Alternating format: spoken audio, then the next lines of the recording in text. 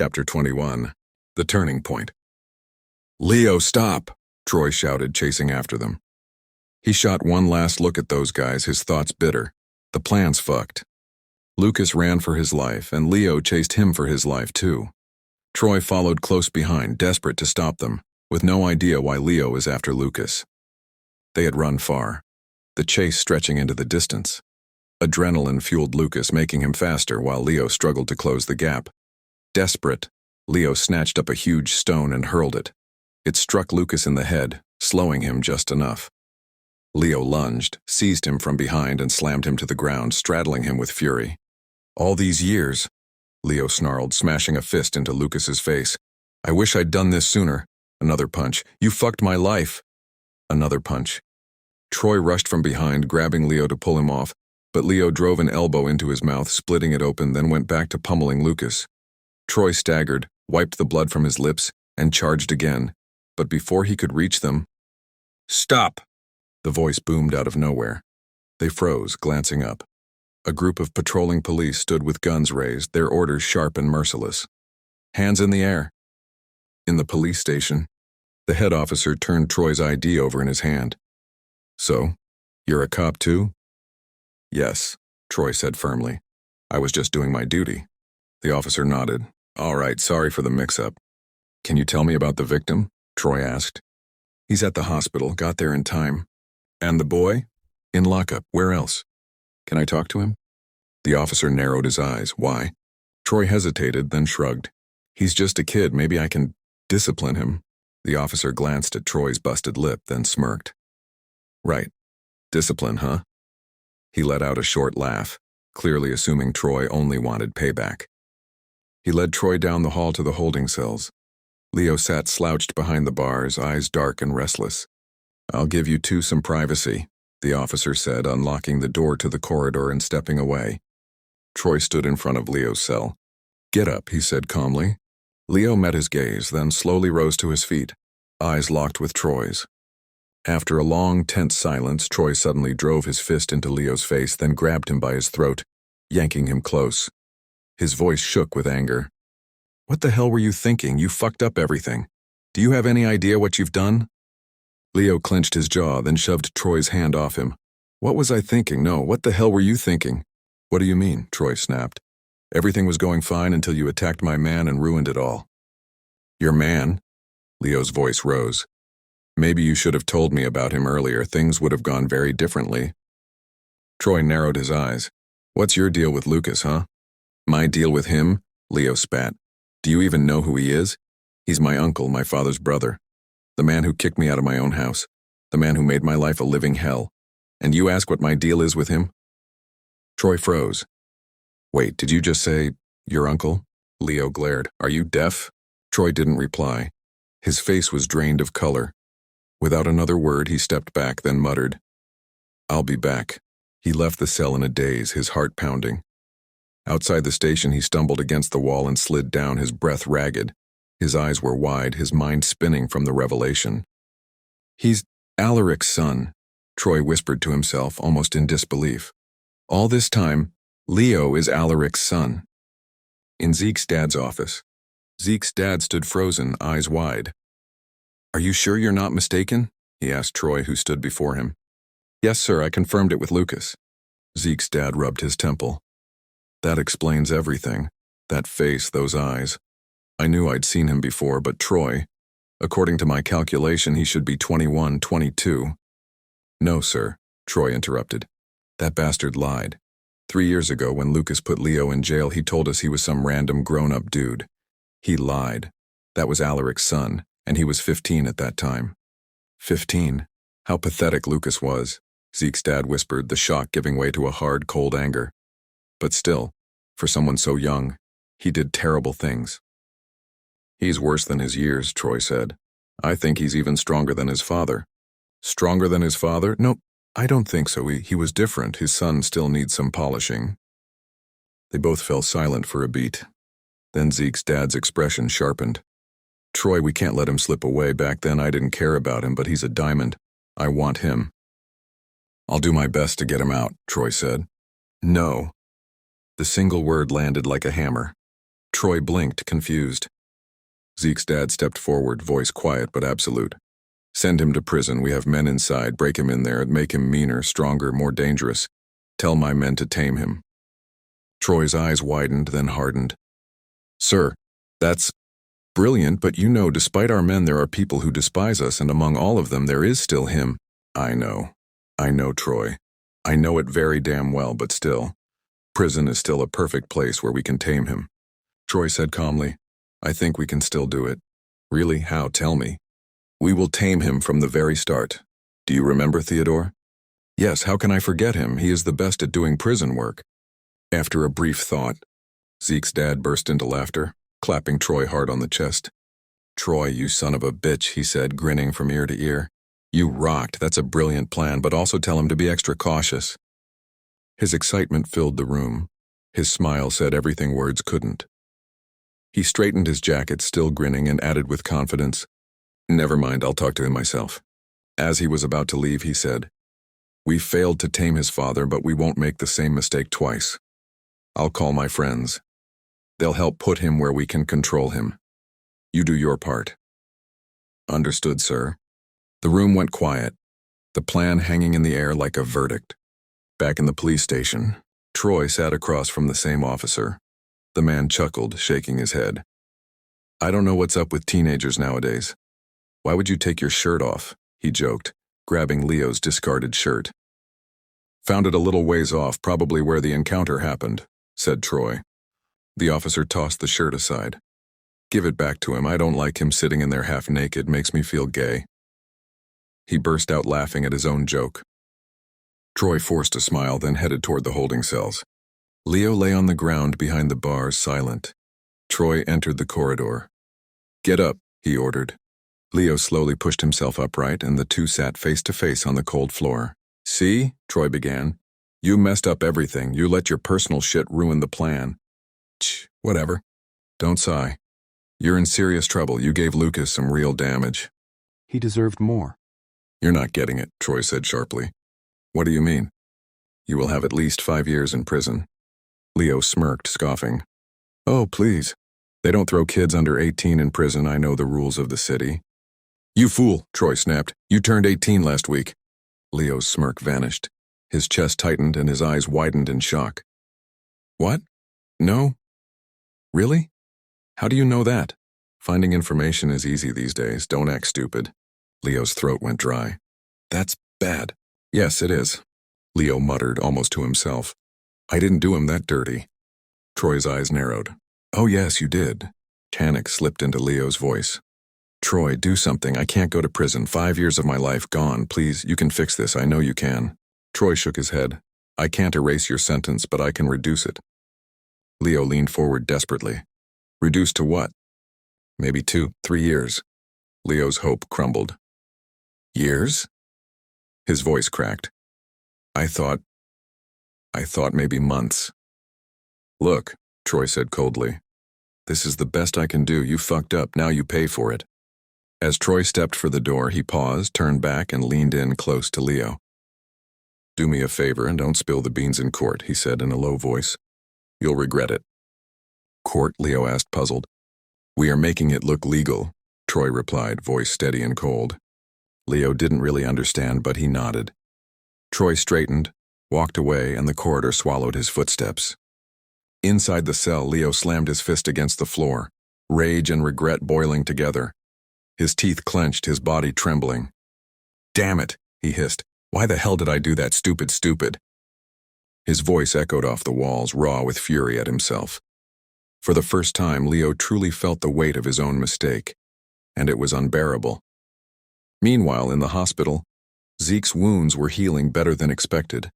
The doctors had feared he might slip into a coma, but after a long wait, his eyelids finally fluttered open. His blurred vision settled on an old woman sitting in a chair beside his bed. She wore a black and white habit and held a small rosary in her hands. You finally woke up, young man, she said softly. Who are you? Zeke asked, his voice weak. She smiled gently. Can't you tell by my outfit? Zeke blinked, then nodded. You're a nun? Yes, and I've been praying for your wellness today. Jesus has blessed you. Zeke's eyes darted around the room. Where is he? Oh, you mean your parents? She asked kindly. They were here but left about an hour ago. No, Zeke whispered. I meant my friend, the bald guy. The nun frowned slightly. Bald guy? No, I don't know about him. Well, Zeke trailed off, sinking back against the pillow. After a pause, the nun asked, Hey, tell me, what did you see in your dreams? After all, you were in a very deep sleep. Zeke furrowed his brows. Deep sleep? How long was I out? The nun thought for a moment. I've been visiting you every day for 4 days, so maybe 4 days. 4 days? Zeke's eyes widened. It felt like 5 minutes. The dream, it was so short. A dream? The nun leaned forward, curious. Did you see heaven? Jesus? Zeke shook his head. No, it wasn't heaven. It was more like a nightmare, a strange nightmare. What did you see? Zeke's voice grew distant as he recalled it. I stood face to face with a stranger. He looked like someone I had known for years, though I couldn't remember where. And then I told him something. She asked, What did you tell him? I don't remember the words, he said. Only that it wasn't a threat or a promise, just the kind of sentence that ends a conversation. The nun was quiet for a moment, then she said, Endings in dreams are rarely endings, they're invitations to begin again.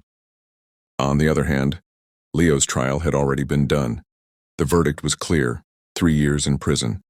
It was exactly what Zeke's dad had planned, but Leo didn't know that. All he knew was the cold reality. He was going to prison. For all his strength, for all his talent as a fighter, fear still clung to him. The thought of steel bars closing in, of endless days and nights trapped inside, gnawed at his chest. His fists were strong enough to break bones, yet his heart pounded like that of a boy who knew his life was about to change forever. The crowd outside never saw it, but behind his hardened face, Leo was trembling.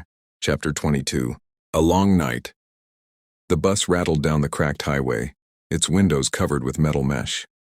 Leo sat near the back, wrists chained, eyes fixed on the gray world outside. His heartbeat echoed louder than the engine. Around him were men who looked carved from concrete, heavy, tattooed, and silent. The air was thick with sweat, metal, and fear. Some stared blankly ahead, others grinned like they'd seen this road too many times before. Leo could tell who was new. The trembling hands, the darting eyes. He was one of them now. Across the aisle, a bald man with scars along his neck watched him and smirked, as if reading Leo's thoughts. Leo turned away, staring out at the small gap between the bars. The outside world rushed past in blurs of brown and gray. He tried to steady his breathing. His mind slipped away, to the smell of fresh cement at the construction site, the morning runs when the streets were still half asleep, the greasy food from the stall at the corner he used to eat without worry. And most of all, the feeling of freedom, the air that didn't taste like rust and fear. He glanced again at the others, tattoos crawling over their necks like dark vines, dead eyes staring into nothing. Leo swallowed hard. He didn't belong among them. Not yet. But soon he would. Beside him was an older man, with a long white beard and tangled hair that brushed his shoulders. His face looked like it had been carved by time and bad luck. The old man leaned closer and whispered, his voice rough but calm. I think it's your first time being here. Leo turned his head slightly, unsure if he should answer. Huh? Oh, yes, obviously. The man smiled faintly, showing yellowed teeth. You look so young. Why are you here? You get caught selling drugs? Leo's stomach tightened. He didn't want to talk. His throat felt dry, his hands trembling against the cold cuffs. He stared down at the metal floor, saying nothing. The man chuckled softly, almost kindly. Don't be scared, it's not such a big deal. Look at me, this is my 3rd time here, you'll get used to it. Leo blinked in disbelief. 3rd time? How is that? Before he could finish, a harsh voice thundered from the front. Oi, no talking back there! The officer's shout hit like a whip. Leo froze instantly, his heart pounding. But the old man only laughed, a dry, fearless laugh that echoed through the bus. Leo glanced at him again. The man's eyes were calm, almost peaceful, as if prison wasn't a punishment to him anymore, just a return to somewhere familiar. And that scared Leo more than anything else. The bus screeched to a stop. The doors opened and the heat outside hit like a wall. Guards barked orders as the prisoners filed out one by one, chains clinking with every step. Leo followed, blinking against the harsh sunlight. In front of him stood the massive iron gates, tall, rusted, and humming with silence. Behind them, rows of gray buildings stretched out like a maze. Iron Gate Correctional Facility. The words on the arch looked burned into the sky. The old man beside him whispered almost proudly, "Home sweet home," before a guard shoved him forward. Inside, the air was colder. They were herded into a wide hallway smelling of bleach and sweat. Guards shouted directions as new inmates were split into lines. Leo's group entered a room marked Medical Intake. "Close off," a voice commanded. Leo hesitated, but the guard's glare made him obey. He stripped down with the rest, trying not to look, trying not to think. The fluorescent lights were too bright. Everything felt exposed. One by one, the men stepped forward for checks. Nurses in masks and gloves moved mechanically. Blood pressure, eyes, mouth, scars, tattoos, everything recorded. A doctor scribbled notes on a clipboard without looking anyone in the eye. "Arms out." A needle pricked his skin, a blood test quick and cold. "Next." Leo shuffled forward, heartbeat thudding in his ears. A scanner beeped as it passed over his wrist tag, his name, his number, his new identity. He felt smaller with each step, each command. Every test stripped away another piece of who he was. After the physical checks came the final one, a mental health evaluation. A tired-looking psychologist asked a few questions through thick glass. "Any medical conditions? Any history of violence? Do you feel safe?" Leo wanted to laugh but couldn't. He just nodded and said, "Yes, sir," to everything. When it was over, they handed him a folded uniform. Gray, rough, with a number printed across the chest. No name, just a number. He dressed slowly, the fabric cold against his skin. The guards started moving them toward another gate. Behind it, faintly, Leo could hear the echo of shouts, metal doors slamming, and somewhere far away, someone laughing. The sound of prison life beginning. Leo took a deep breath, clutching his uniform. The gate slid open with a grinding sound, and with that his old world was gone. Meanwhile, outside the prison walls, the world outside still moved as if nothing had changed. Then he looked back down at the photo. The air in the room changed, his jaw tightened, and a faint smirk tugged at his lips. The boys in the picture, he knew those faces. They were the same ones who had assaulted Ryder and Zeke. He couldn't finish them before, but now the prey had come to the hunter. Troy held the picture up to the light, his eyes sharp and cold. "Jackpot," he muttered, a grin forming as he folded the photo and slipped it into his pocket. Troy stood still for a moment, the picture still in his hand, his mind already running ahead. The smile faded, replaced by quiet focus. He reached into his pocket, pulled out his phone, and dialed a number from memory.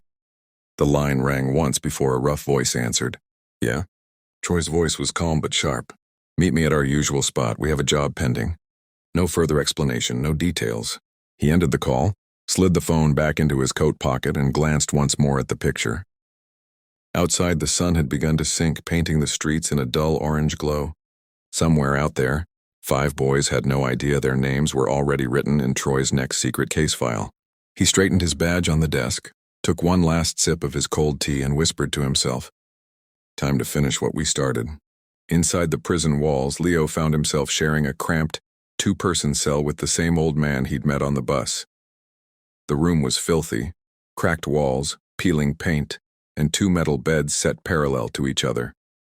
The old man lay casually on one side, humming an old tune, his voice rough but oddly soothing. He sang softly, "Steel bars can't break my soul. I've danced in rain and fire and coal. Freedom's a dream they can't chain tight. I'll still be singing through the night." On the other bed, Leo sat hunched forward, elbows on his knees, staring blankly at the floor, lost in thought, his mind drowning in the echoes of everything that had led him here. The old man turned his head slightly, a crooked grin on his face. "How was that?" he asked, his raspy voice carrying a mix of pride and playfulness. Leo blinked, dragged out of his thoughts. "Huh? Oh. Yeah. It was good," he muttered, barely lifting his eyes. "Oh, nah, you weren't listening," the old man scoffed, clicking his tongue. "Tsh! What a waste of talent." But Leo didn't respond. His gaze drifted back to the cold, cracked floor, his mind miles away, buried under the weight of everything he couldn't say. The air in the room grew heavier. The old man stopped humming, his grin fading as he slowly pushed himself up from the bed and sat on the edge, elbows resting on his knees. "Listen, kid," he said, his tone suddenly sharp, almost fatherly. Leo didn't move, didn't even glance up. "I know you're scared, but—" "I'm not scared at all," Leo interrupted quietly. His voice was calm but distant. "It's just, how should I explain? It's a very strange feeling." The old man nodded slowly as if he understood something unspoken. "Ah, yes, yes," he murmured, his eyes fixed on the wall. "I know it's a very strange feeling. I couldn't even figure it out when I was in jail for the first time," Leo continued, his voice low but thoughtful. "It's like being a kid and going to school for the first time." The old man's face lit up with sudden excitement. He pointed a finger at Leo and exclaimed, "Exactly, but there are no hotties in prison like school." Leo smirked and shot back, "But you are one." For a moment the room filled with laughter, genuine and light, cutting through the gloom like a spark in the dark. The old man wiped a tear from his eye, still chuckling. "See? Now you're getting it. There's no point in getting nervous or scared. Even in the dark there will always be some light to be found." Leo nodded slowly, a faint smile lingering. "Yeah, you were right. I was scared for nothing." After a while the laughter faded, and the cell grew quiet again. Only the distant clang of metal echoed through the corridor. The old man broke the silence. "So, you didn't tell me yet, why are you here?"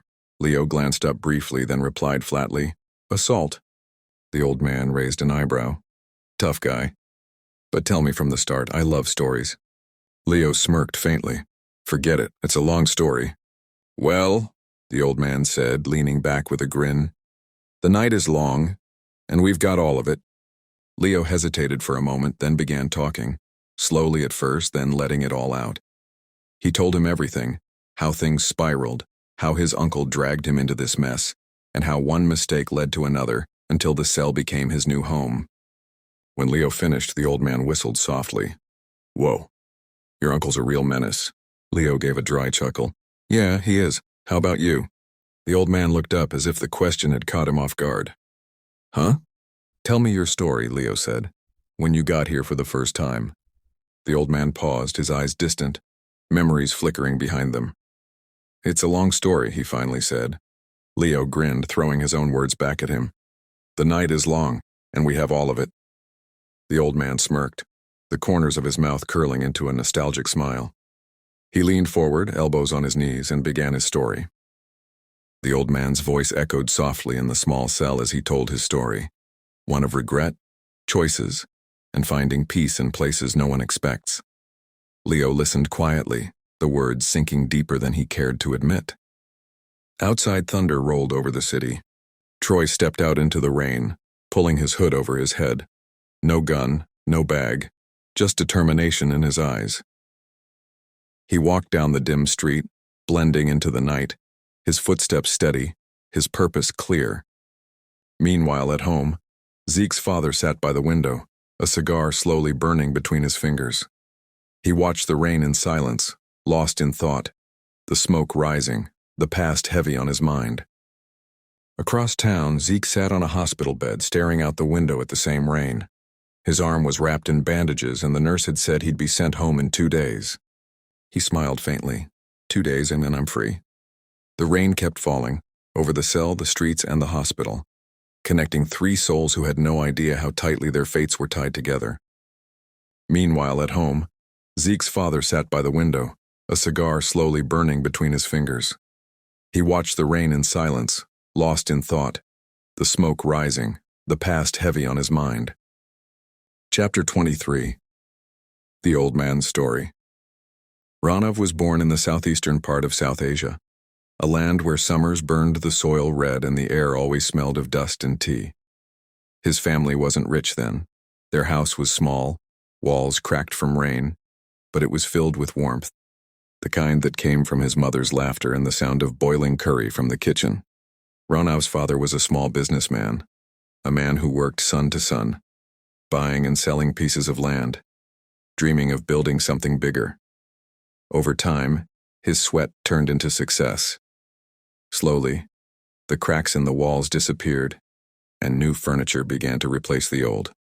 Poverty faded, But something else took its place. Distance. Being the eldest among two brothers, Ranov carried responsibility even before he understood what it meant. But while his father was out building their fortune, his mother was the world he knew. He followed her everywhere, to family gatherings, weddings, and neighborhood visits.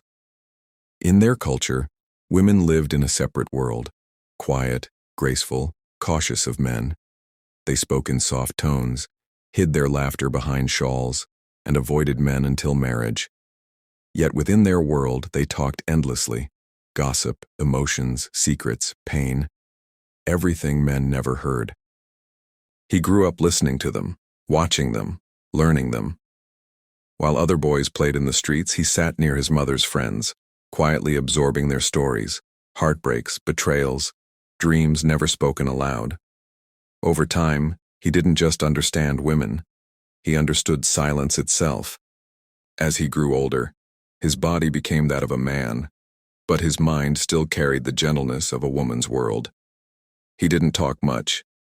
Silence was his language. His eyes were always lowered, his hands often restless, and his voice soft enough to disappear in the noise of others. While the boys of his age wrestled and laughed in the streets, even his brothers, but he found comfort sitting among the girls, listening to their chatter, sharing stories, and smiling quietly at their small joys. And yet, he was the kindest soul anyone could meet. His presence brought calm wherever he went. The women in the neighborhood trusted him completely, so much that they felt safe leaving their daughters in his company. There was no malice in his gaze, no mischief in his heart. He was gentle, almost too gentle for the world he was born into. His parents would often hear others speak praises of their son. "He's a rare boy," they would say, humble, polite, and pure-hearted. His mother's eyes would glow with pride, her heart swelling every time someone blessed her son. But his father, a man who had clawed his way up from dirt and despair, could never find peace in those words. He knew what the world truly was. He had faced hunger, betrayal, and humiliation long before his son had even learned to speak. To him, kindness was weakness. He would often look at his son in silence, a quiet worry behind his stern eyes. "You're a man," he would think, "and this world isn't for weak men."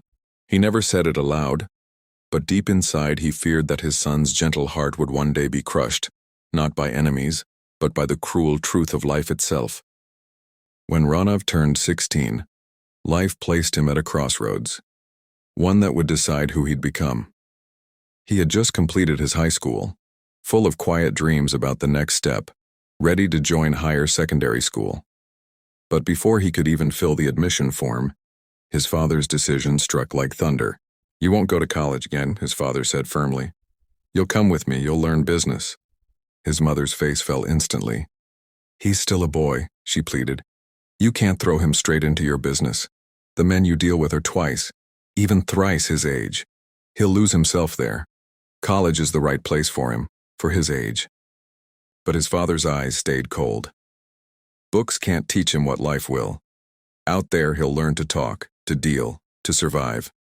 I'm doing this for him, not against him." That night the house was noisy. His mother still argued with his dad, but he said nothing. When his father finally asked him what he wanted, he already knew the answer. The boy had never learned to say no. Growing up among women who valued obedience and harmony over conflict, no had never been part of his nature. So he nodded. "Yes, father."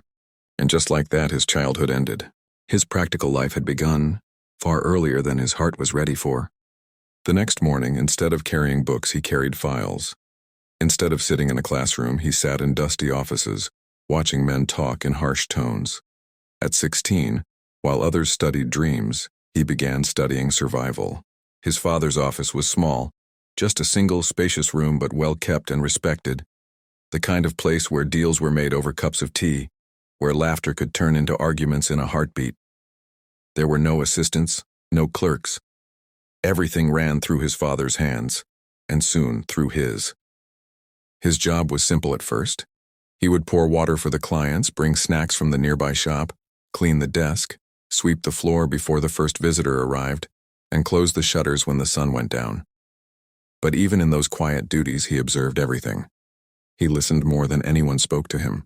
Day after day, he sat silently in the corner, watching his father talk to landowners, brokers, and businessmen. Their voices were firm, confident, sometimes cruel. They argued, they joked, they lied, they shook hands. He absorbed every expression, every gesture, learning how men in power moved and spoke. But when someone turned their attention toward him, asked his name or where he studied, everything inside him froze. His heartbeat raced, his palms turned cold, and words got stuck in his throat. Even saying his own name felt like climbing a mountain. His father couldn't stand that. "You can't even answer properly," he would scold, his voice echoing in the small room. "What will you do in this world if you can't even speak?" The boy would lower his eyes and whisper a quiet, "Sorry." He wanted to change. Truly, he did. But the habits of years cannot be undone in days. He had grown up in a world where silence was a virtue, where soft voices meant respect, where men were distant, and women spoke only in safety. Now, he was surrounded by men who spoke like storms, confident, loud, demanding. For his father, change was a command. For him, change was a mountain he didn't know how to climb. Ranov was a quick learner. The quiet boy who once hid behind his mother's shawl was now slowly learning to live in his father's world. He had started to enjoy it, the rhythm of deals, the smell of paperwork, the power that came with understanding things others didn't. One afternoon, his father had to attend an urgent meeting outside the city. Before leaving, he told his son, "Stay here. Handle anyone who comes. Don't touch anything you don't understand." He left one of his phones on the desk and took the other. For the first time, Ranov sat on his father's chair. The leather creaked under him. It felt heavy, commanding. He smiled faintly, scrolling through property advertisements on his own phone, imagining himself as a businessman. A few minutes later, a familiar man walked in. Arian, a local dealer who often visited his father's office. Ranov recognized him immediately. He always seemed polite, almost humble. Even Ranov's father respected him. "Where's your father?" Arian asked, settling onto the sofa. "He's gone for a meeting," Ranov replied. "Oh, I see," Arian said casually, leaning back. "I'll just wait a bit." Ranov nodded, feeling confident. He had been managing the office alone for the first time, and it felt good. They chatted for a while, simple things, small talk. Then Arian's eyes landed on the phone lying on the table. "That's your father's phone, right? I lost a few contacts after changing mine. There might be a dealer's number saved on his phone. Could you check it on your dad's phone for me?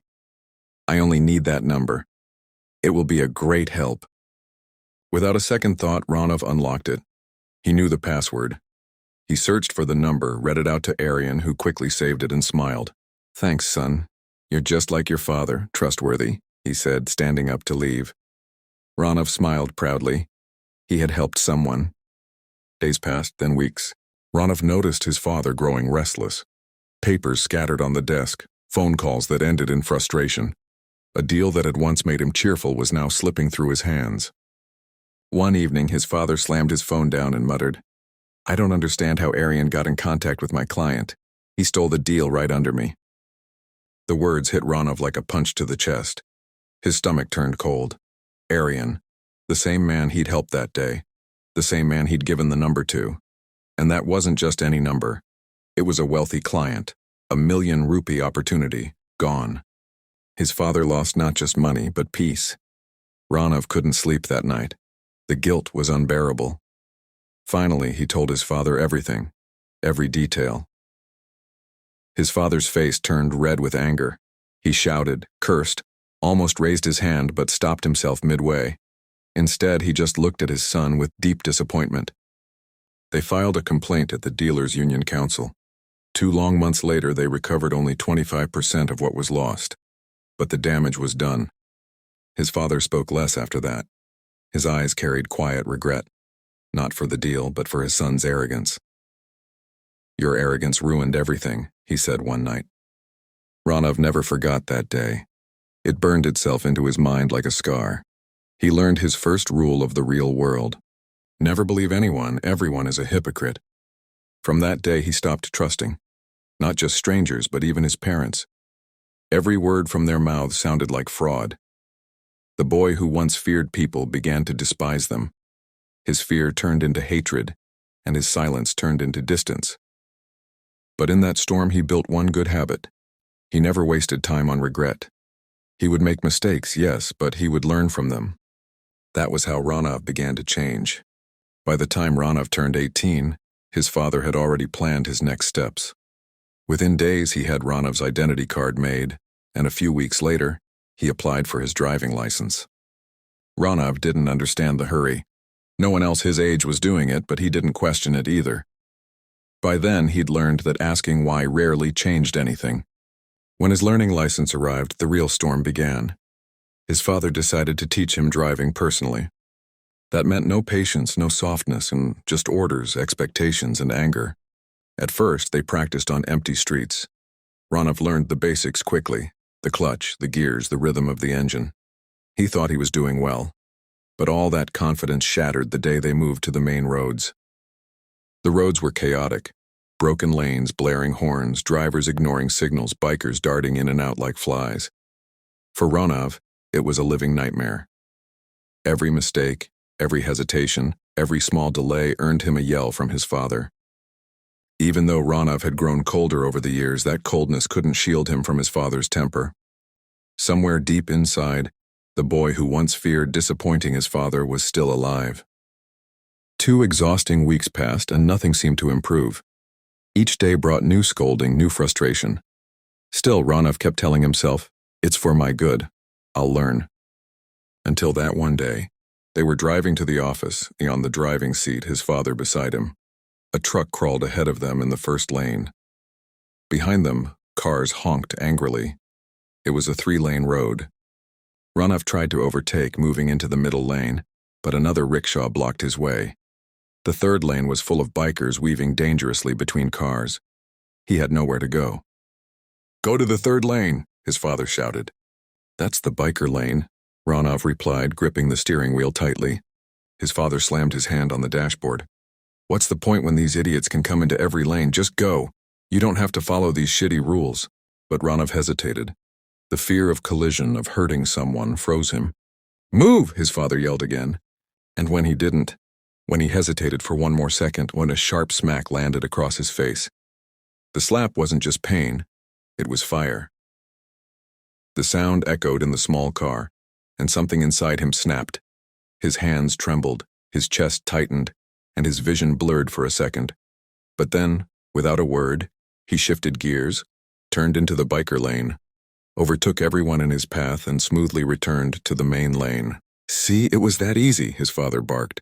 But Ranav didn't look at him. His face was still, his eyes fixed on the road ahead. Cold, empty. For a long minute, neither spoke. The only sound was the engine. Then his father exhaled heavily. "Listen, Ranav," he said, his tone softer now. "You're 18 and not in a position where I have to teach you politely. Understand?" Ranav didn't blink. His lips curved into the faintest, most controlled smile. Not of respect, not of warmth, but of something darker. "Yes," he said quietly. "But did I ask?"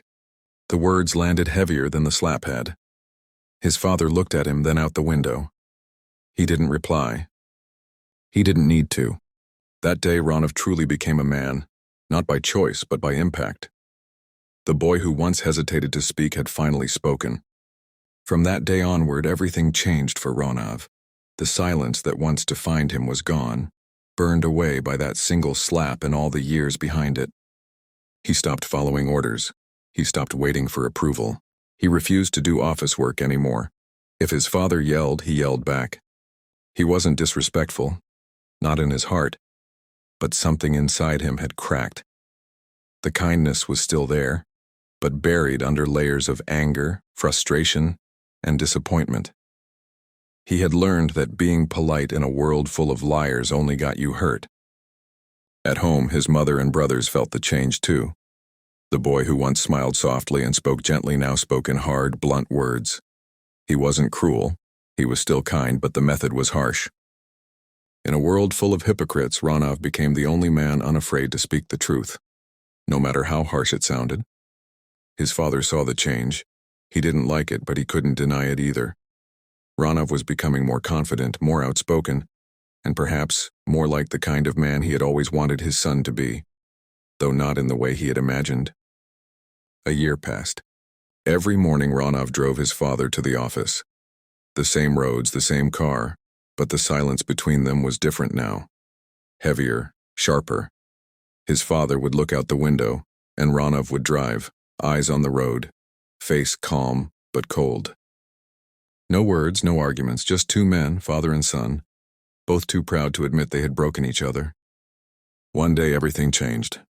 They were on the small road that fed into the main artery, a blunt T, the main road slicing right to left. Ronov took the turn as he always did, his father beside him, silent as ever. On the right, a bike approached, a man in his 40s with a woman clinging to the pillion. Ronov barely registered them. Routine had dulled his attention. He expected the usual chaos and thought he'd slip through it like he always did. But a half-broken brick, half buried in dust, had other plans.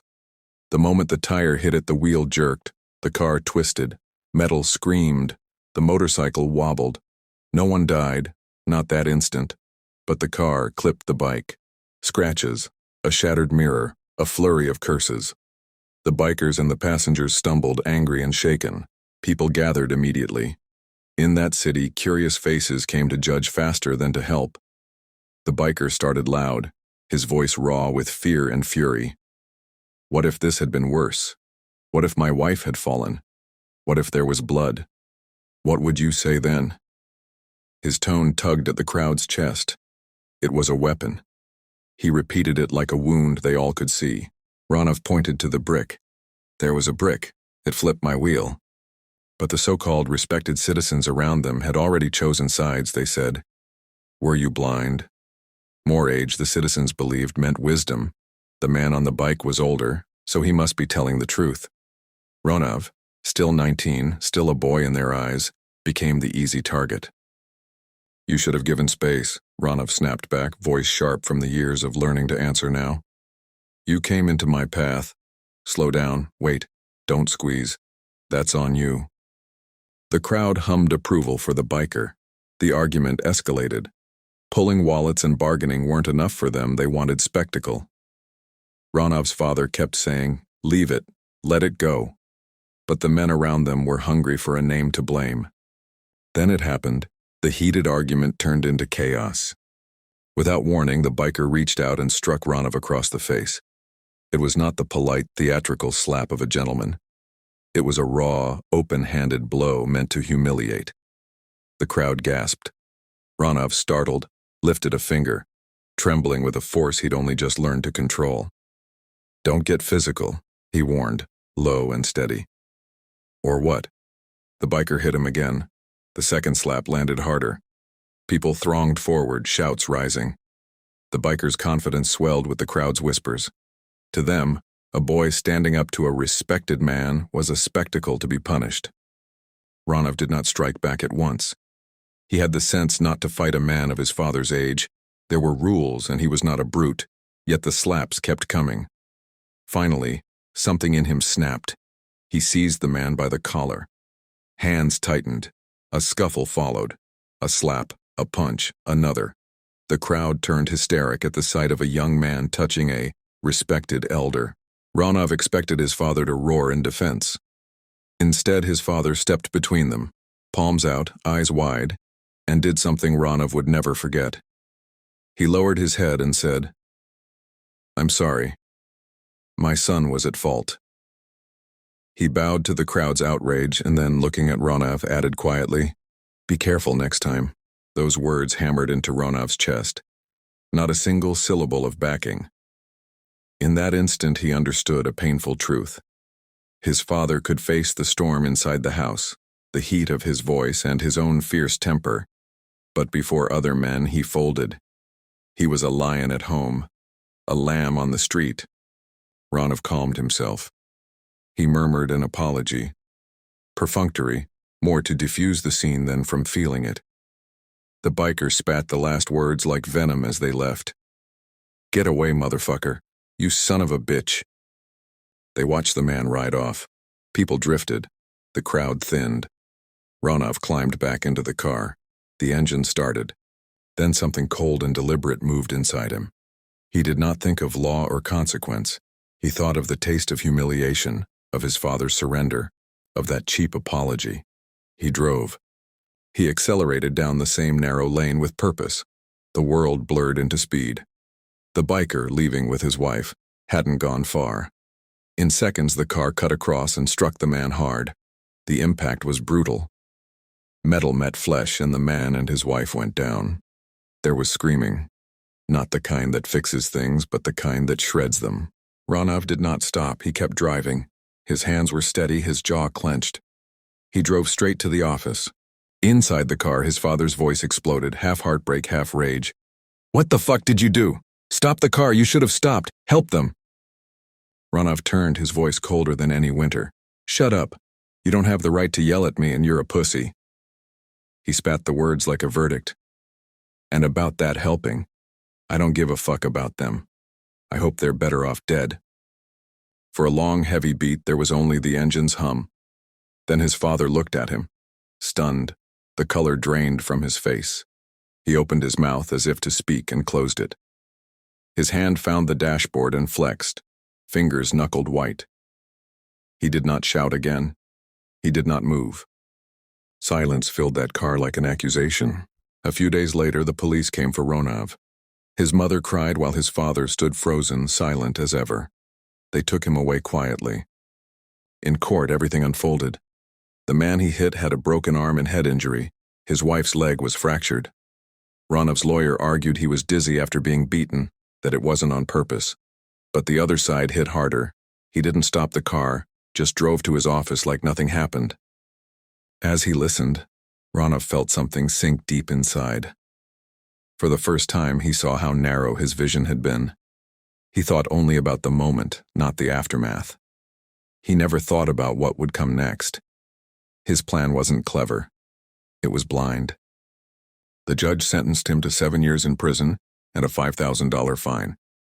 As they took him away, Ronov looked at his father, hoping for a word or a look of support.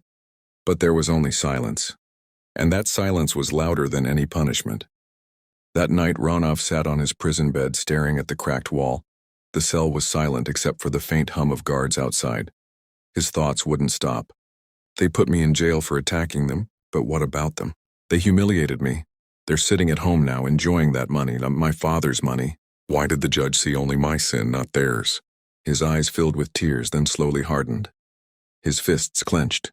His father's voice echoed in his head. "How will you survive in this world?" He whispered to himself, "Survive? I don't want to survive.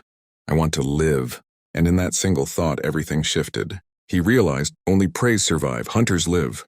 Those lawyers, the judge, the police, the so-called victims, they were living because they hunted those who only tried to survive. But how to become a hunter? He didn't know yet. Days later, a fight broke out between two inmates. Everyone watched. Ronov guessed who would win. But before it could end, guards stormed in with batons, beating both men until they fell silent. Ronov just stared, and then it hit him. Power. That's what made hunters, not the truth, not kindness. Power. Of money, of brain, of people, of control. That night his tears finally stopped, his mission was born. He would never be powerless again. From then on, he started talking to everyone. Thieves, gangsters, frauds, even the innocent ones. He listened, learned, remembered every mistake, every trick, every contact. He started building invisible connections. Over time, the boy who once cared about right and wrong stopped believing in either. To him now, right and wrong were just illusions. Pretty lies humans created to trap each other and call it justice. He no longer wanted to be good. He just wanted to be powerful. 7 years later, the prison gates opened. Ronov walked out. Long hair, thick beard, eyes calm but unreadable. His father and younger brother waited outside. For a moment, they didn't recognize him. Then they froze, not because of how he looked, but because of how he smiled. He came out laughing, making jokes as if he had just returned from a long trip, not 7 years behind bars. His father exchanged a silent glance with his son, confused, uneasy. At home, his mother cried as she hugged him. Her boy was finally back. He ate quietly, then rested in his old room. To everyone, he looked peaceful, maybe even healed. But behind that quiet smile hid a storm. Hours later, when the house fell silent, Ronov sat up. He took out his phone, dialed a number from memory, then stopped. For a moment, he thought, and then put the phone down. He stepped outside instead. The night air was cool. Streetlights flickered. He found a payphone, dialed the same number, and when the call connected, his voice was calm and cold. "Hey," he said, "talking from Vivan's reference. Any work for me?" That was the moment Ronov stepped into the criminal world and never looked back. Years passed. His name began to spread quietly, first in the alleys, then in cities, and soon across borders. He became the man people whispered about, the kind of man even his father would fear to cross. When his father finally found out what he had become, he didn't shout or call the police. He just stood before him and said softly, "Son, please think about us. We could die." Ronov looked at him for a long moment, then nodded. "Okay, I'll leave the house. You wanted me to be a man, now I am." His father's eyes filled with tears. "No," he thought, "I never wanted you to be like this." From that day on, they never saw Ronov again. He left the country heading west, and where his name, his power, and his darkness only grew. There he finally became what he always dreamed of, untouchable. The boy who once feared the world had become the man the world now feared. Leo sat frozen for a moment after the story ended. He didn't know whether to laugh, clap, or just stare. For a second he thought the old man was joking. Just another bored inmate with a wild imagination. He forced a grin and said, "Whoa, that was amazing." The old man chuckled softly. "You don't believe me, do you?" "Oh, no, I do," Leo stammered. The old man looked down, smiling faintly. "Sometimes looks can be deceiving, boy." He lifted his gaze, and for the first time, Leo saw something in his eyes. Something cold, like fire hidden under ash. "I've grown old, weak, maybe even funny-looking," he said quietly. "But believe me, if I want, I can burn this whole prison down." Leo sat there, unsure how to react. Then his face cracked into a smile, and he burst out laughing. "Oh man, you're good." The old man slammed his hand on the table. "Aye, kid, shut up, don't laugh, I'm serious." Leo raised his hands in apology. Okay, sorry," he said, still chuckling, then lay back on his bed. After a pause, he said, "So, you didn't tell me your name." The old man leaned back, eyes narrowing with a calm smile. "My name is Theodore." Leo froze. The smile faded from his face. He slowly sat up, eyes wide open. What did you say?" "Theodore," the old man repeated, then smirked. "What, hard to pronounce? You can call me Theo." But Leo wasn't shocked by the name itself. He was shocked by what it meant. He remembered being a kid when the entire city went into lockdown for weeks. Police sirens day and night. Rangers on every corner. One man had turned the city into chaos. A ghost. A killer who hunted rival mafia members and left nothing but fear behind. His name was Theodore. He didn't remember where he heard it from, but he knew damn well that it was Theodore. Leo's throat went dry. He looked again at the wrinkled man sitting calmly before him, smiling, harmless, gentle. Leo didn't know if it was him or not, but that nightmare still haunts him. Theodore, once Ronov, the man who stopped surviving and learned to hunt. And on that night, Leo didn't sleep peacefully.